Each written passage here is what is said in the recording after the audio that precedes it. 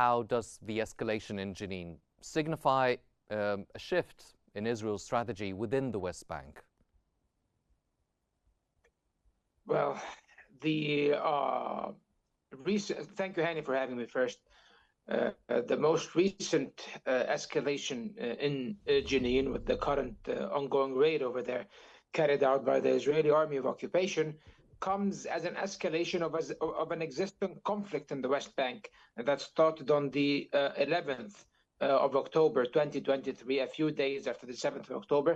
The Israeli Army of Occupation started carrying out security operations against what they would call Palestinian militants or armed individuals.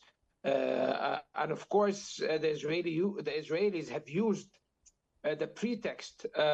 these pretexts in order to limit movement in the West Bank, prevent any action or popular mobilization might be undertaken in solidarity with their fellow Palestinians in Gaza, and also in order to use them as a cover to undertake more and more violations in terms of displacements and illegal land acquisitions that are carried out by Israeli settlers and the Israeli government itself against the Palestinian people in the West Bank, which is recognized as part of the state of Palestine and is treated by international law and the United Nations as an occupied territory. So what's happening now in Jenin is a proto-Gaza operation that is taking place in the West Bank. A very significant escalation.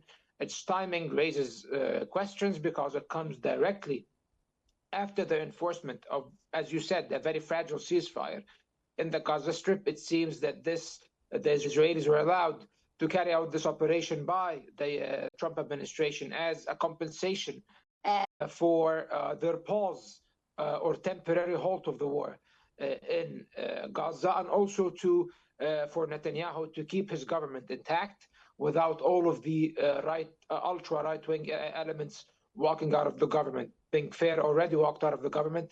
Now, what's one of the things that is keeping Smotrich and his religious Zionist nationalist party in the government is the operation that is going on in Jenin.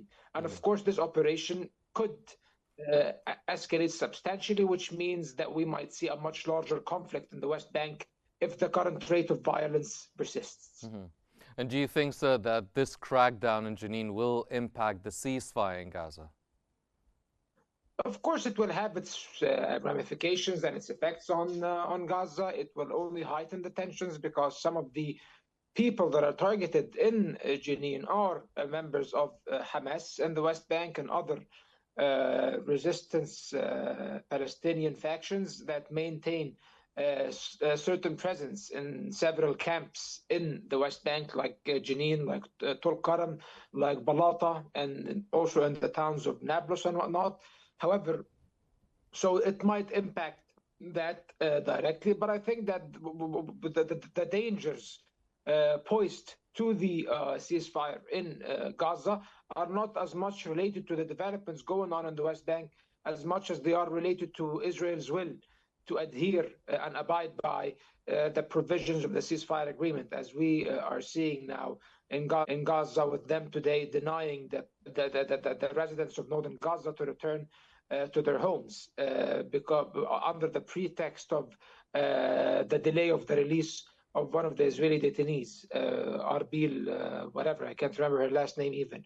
So that is the situation in Gaza. However, any escalation within the Palestinian territories will affect the state of the ceasefire in Gaza, definitely. Mm-hmm.